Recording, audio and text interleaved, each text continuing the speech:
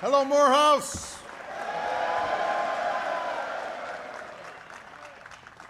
Well, thank you, everybody. Please be seated. I love you back. That is why I'm here. I have to say that it is one of the great honors of my life to be able to address this gathering here today. I want to thank Dr. Wilson for his outstanding leadership and the Board of Trustees. We have Congressman Cedric Richmond and Sanford Bishop, both proud alumni of this school, as well as Congressman Hank Johnson and one of my dear friends and a great inspiration to us all, the great John Lewis is here.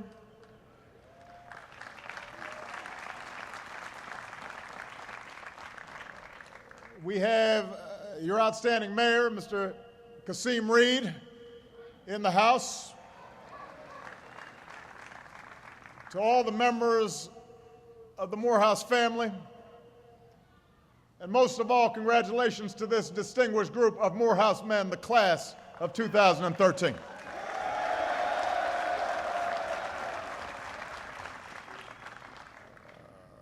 I have to say that it's a little hard to follow, not Dr. Wilson, but a skinny guy with a funny name. Besiga Tadella.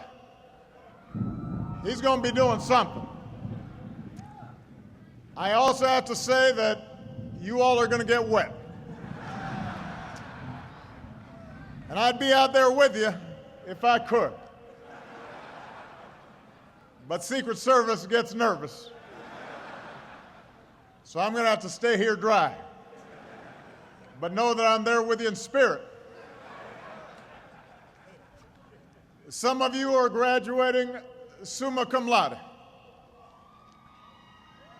Some of you are graduating magna cum laude.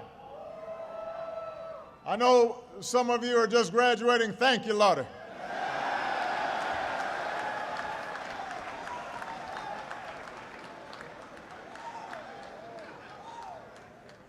And that's appropriate because it's a Sunday.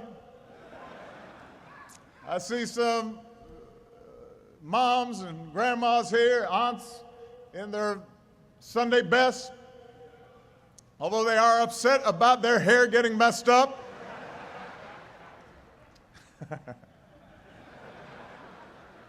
Michelle would not be sitting in the ring. She has taught me about hair. I want to congratulate all of you, the parents, the grandparents, the brothers and sisters, the family and friends who supported these young men in so many ways. This is your day as well. Just think about it. Your sons, your brothers, your nephews, they've spent the last 4 years far from home and close to Spelman, and yet they are still here today.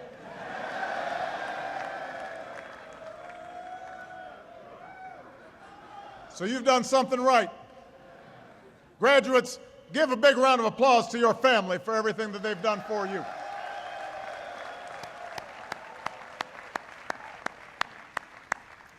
I know that some of you had to wait in long lines to get in today's ceremony. And I would apologize, but it did not have anything to do with security. Those graduates just wanted you to know what it's like to register for classes here.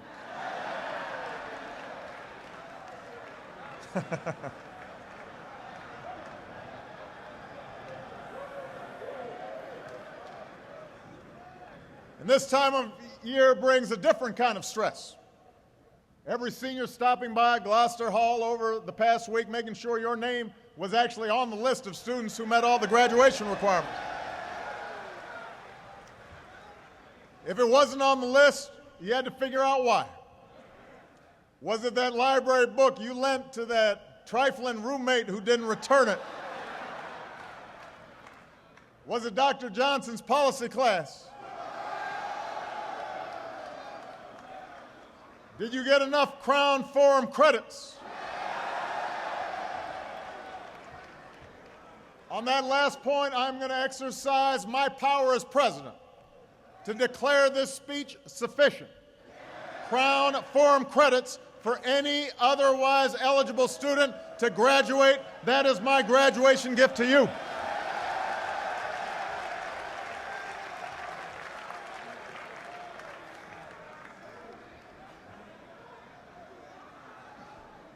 You have a special dispensation. Now, graduates, I am humbled to stand here with all of you as an honorary Morehouse man.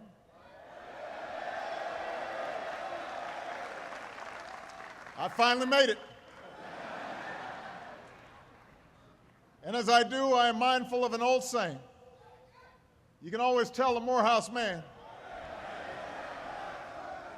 but you can't tell him much. And that makes my task a little more difficult, I suppose. But I think it also reflects the sense of pride that's always been part of this school's tradition. Benjamin Mays, who served as the president of Morehouse for almost 30 years, understood that tradition better than anybody. He said, and I quote, "It will not be sufficient for Morehouse College, for any college for that matter, to produce clever graduates, but rather honest men, men who can be trusted in public and private life, men who are sensitive to the wrongs, the sufferings, and the injustices of society, and who are willing to accept responsibility for correcting those ills." It was that mission, not just to educate men, but to cultivate good men, strong men, upright men, that brought community leaders together just 2 years after the end of the Civil War. They assembled a list of 37 men, freed blacks and freed slaves, who would make up the first prospective class of what later became Morehouse College. Most of those first students had a desire to become teachers and preachers, to better themselves so they could help others do the same. A century and a half later, times have changed. But the Morehouse mystique still endures. Some of you probably came here from communities where everybody looked like you. Others may have come here in search of a community. And I suspect that some of you probably felt a little bit of culture shock the first time you came together as a class in King's Chapel. All of a sudden, you weren't the only high school sports captain. You weren't the only student council president. You were suddenly in a group of high achievers. And that meant you were expected to do something more. And that's the unique sense of purpose that this place has always infused. The conviction that this is a training ground not only for individual success, but for leadership that can change the world. Dr. King was just 15 years old when he enrolled here at Morehouse. He was an unknown, undersized, unassuming young freshman who lived at home with his parents. And I think it's fair to say he wasn't the coolest kid on campus. For the suits he wore, his classmates called him Tweed. But his education at Morehouse helped to forge the intellect, the discipline, the compassion, the soul force that would transform America.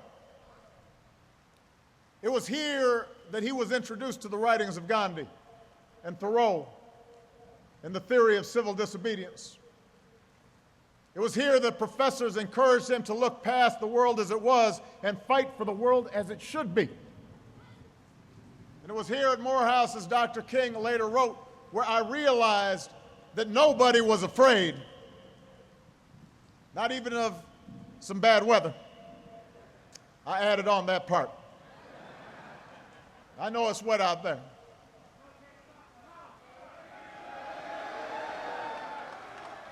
But Dr. Wilson told me y'all had a choice and decided to do it out here anyway. That's a Morehouse man talking. Now think about it.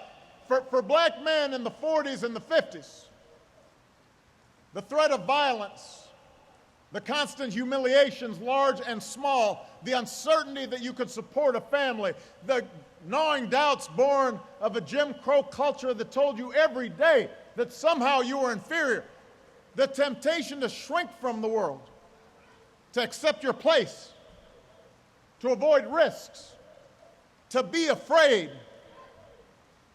That temptation was necessarily strong. And yet here, under the tutelage of men like Dr. Mays, young Martin learned to be unafraid. And he in turn taught others to be unafraid. And over time, he taught a nation to be unafraid. And over the last 50 years, thanks to the moral force of Dr. King and a Moses generation that overcame their fear and their cynicism and their despair, barriers have come tumbling down. And new doors of opportunity have swung open. And laws and hearts and minds have been changed to the point where someone who looks just like you can somehow come to serve as President of these United States of America.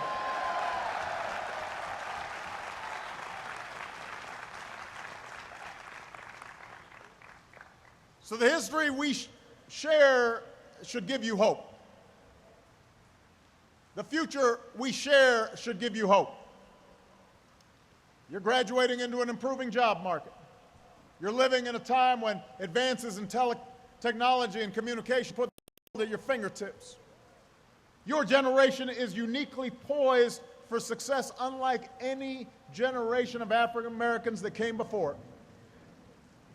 But that doesn't mean we don't have work. Because if we're honest with ourselves, we know that too few of our brothers have the opportunities that you've had here at Morehouse. In troubled neighborhoods all across this country, many of them heavily African American. Too few of our citizens have role models to guide them. Communities just a couple of miles from my house in Chicago. Communities just a couple of miles from here. There are places where jobs are still too scarce and wages are still too low, where schools are underfunded and violence is pervasive, where too many of our young men spend their youth not behind a desk in a classroom, but hanging out on the streets or brooding behind a jail cell. My job as president is to advocate for policies that generate more opportunity for everybody, policies that strengthen the middle class and give more people the chance to climb their way into the middle class. Policies that create more good jobs and reduce poverty and educate more children and give more families the security of health care and protect more of our children from the horrors of gun violence. That's my job. Those are matters of public policy, and it is important for all of us, black, white, and brown, to advocate for an America where everybody's got a fair shot in life, not just some, not just a few. But along with collective responsibilities, we have individual responsibilities. There are some things as black men we can only do for ourselves. There are some things as Morehouse men that you are obliged to do for those still left behind. As Morehouse men, you now wield something even more powerful than the diploma you're about to collect, and that's the power of your example. So what I ask of you today is the same thing I ask of every graduating class I address. Use that power for something larger than yourself. Live up to President Mays' challenge. Be sensitive to the sufferings and the injustices of society, and be willing to accept responsibility for correcting those ills. I know that some of you came to Morehouse from communities where life was about keeping your head down and looking out for yourself. Maybe you feel like you escaped, and now you can take your degree and get that fancy job and the nice house and the nice car and never look back. And don't get me wrong, with all those student loans you've had to take out, I know you got to earn some money. With the doors open to you that your parents and grandparents could not even imagine, no one expects you to take a vow of poverty. But I will say it betrays a poverty of ambition if all you think about is what goods you can buy instead of what good you can do.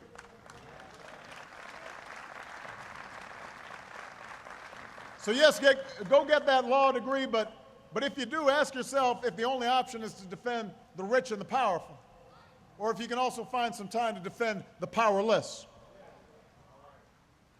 Sure, go get your MBA or start that business.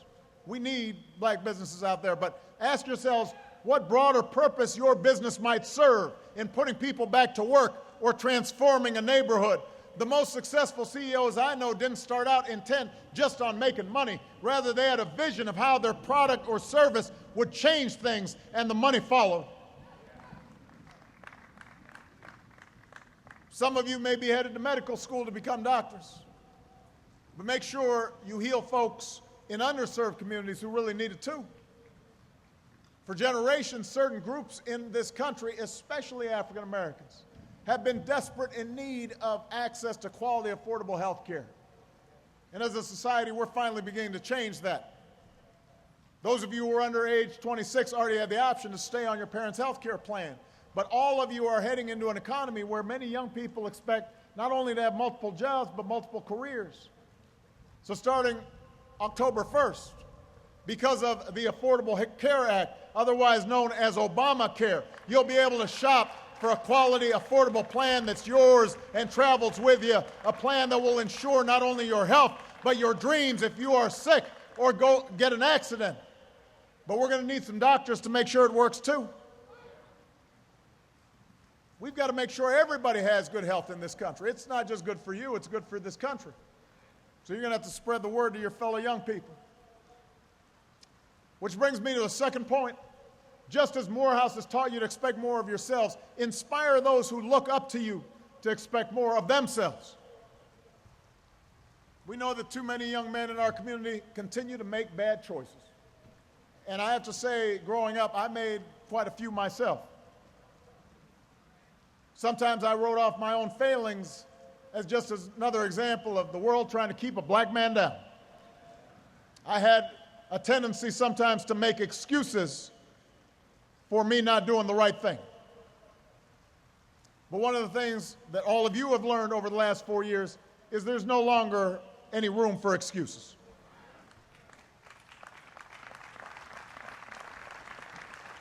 I understand there's a common fraternity creed here at Morehouse. Excuses are tools of the incompetent used to build bridges to nowhere and monuments of nothingness. Well, we've got no time for excuses.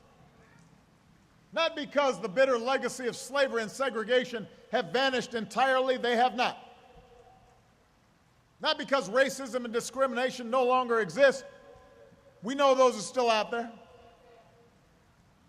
It's just that in today's hyper-connected, hyper-competitive world with millions of young people from China and India and Brazil, many of whom started with a whole lot less than all of you did, all of them entering the global workforce alongside you, nobody is going to give you anything that you have not earned. Nobody cares how tough your upbringing was. Nobody cares if you suffered some discrimination. And moreover, you have to remember that whatever you've gone through, it pales in comparison to the hardships previous generations endured, and they overcame them. And if they overcame them, you can overcome them too.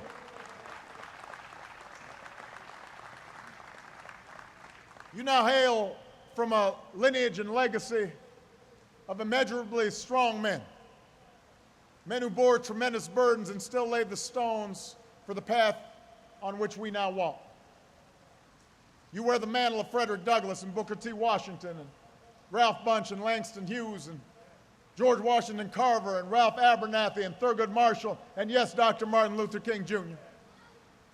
These men were many things to many people, and they knew full well the role that racism played in their lives. But when it came to their own accomplishments and sense of purpose, they had no time for excuses. Every one of you have a grandma or an uncle or a parent who's told you that at some point in life, as an African American, you have to work twice as hard as anyone else if you want to get by. I think President Mays put it even better. He said, whatever you do, strive to do it so well that no man living and no man dead and no man yet to be born can do it any better.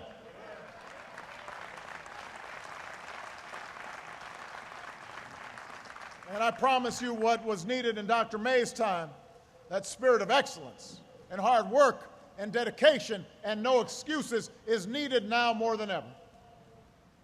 If you think you can just get over in this economy just because you have a Morehouse degree, you're in for a rude awakening. But if you stay hungry, if you keep hustling, if you keep on your grind and get other folks to do the same, nobody can stop you. And when I talk about pursuing excellence and setting an example, I'm not just talking about in your professional life. One of today's graduates, Frederick Anderson. Where's Frederick? Frederick right here. I know it's raining, but I'm going to tell about Frederick. Frederick started his college career in Ohio only to find out that his high school sweetheart back in Georgia was pregnant.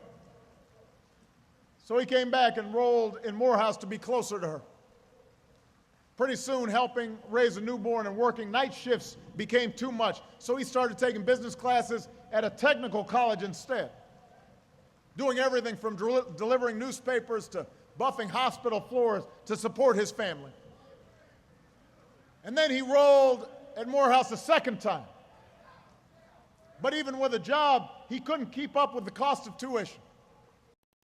So after getting his degree from that technical school, this father of three decided to come back to Morehouse for a third time. As Frederick says, God has a plan for my life, and he's not done with me yet. And today, Frederick is a family man and a working man and a Morehouse man. And that's what I'm asking all of you to do. Keep setting an example for what it means to be a man.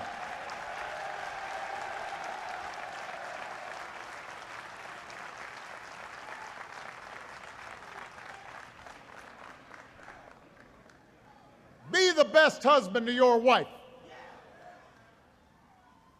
or your boyfriend, or your partner.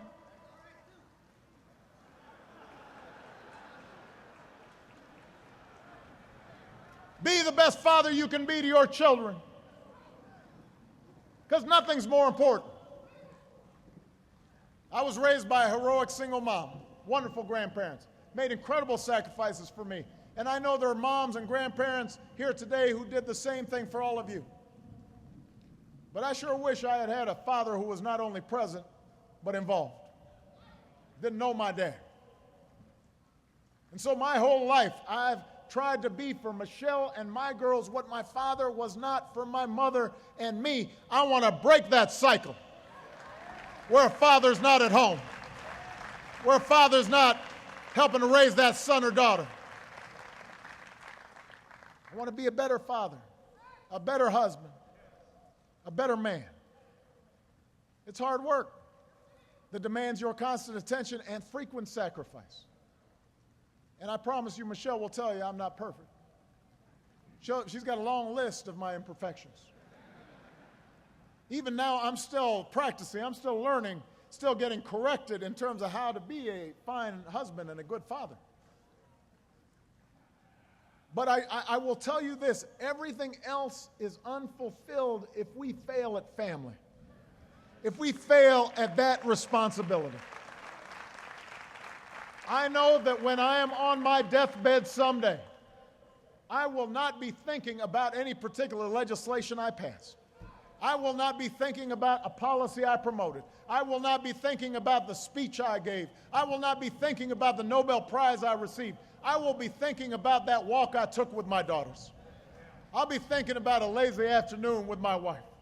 I'll be thinking about sitting around the dinner table and seeing them happy and healthy and knowing that they were loved. And I'll be thinking about whether I did right by all of them.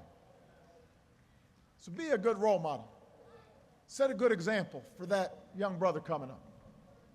If you know somebody who's not on point, go back and bring that brother along.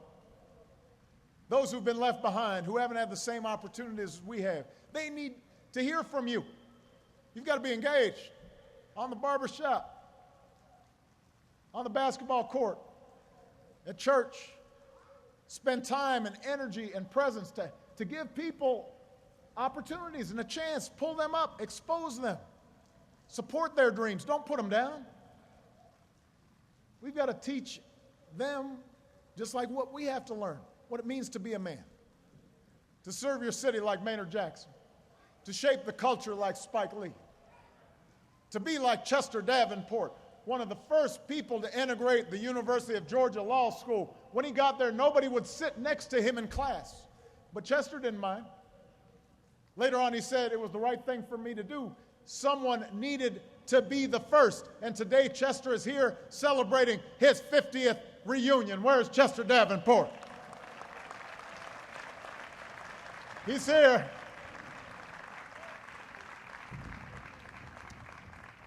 So if you've had role models, fathers like that, thank them today.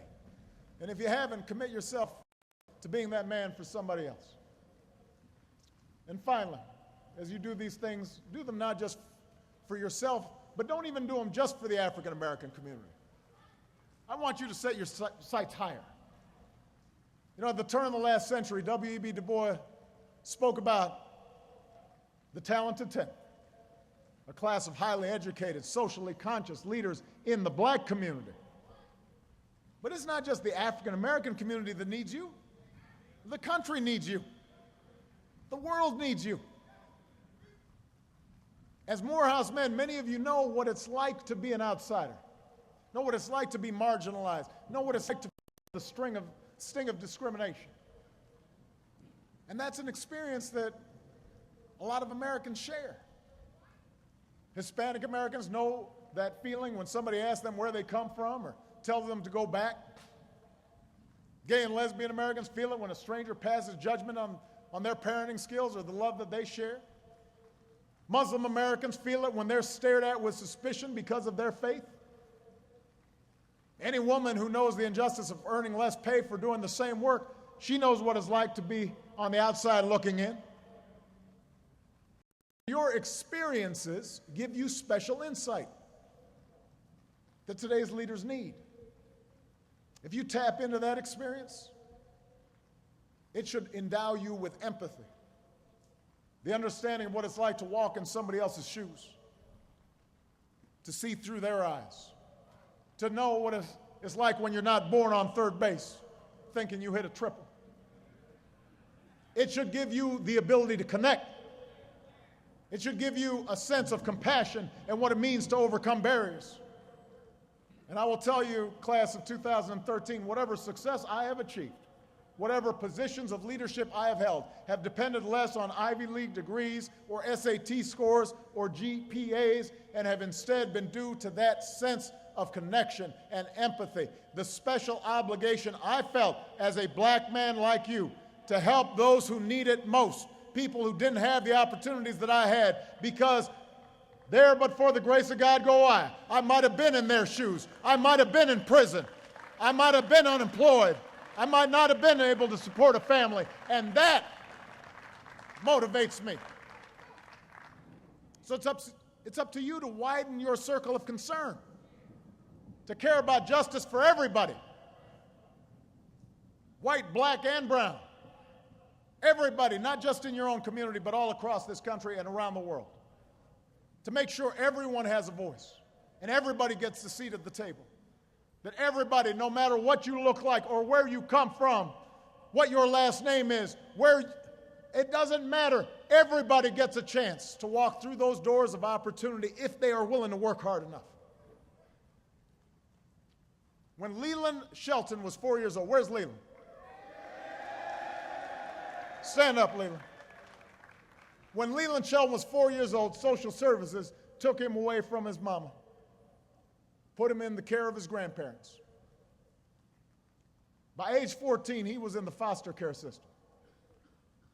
3 years after that, Leland enrolled in Morehouse. And today he is graduating Phi Beta Kappa on his way to Harvard Law School.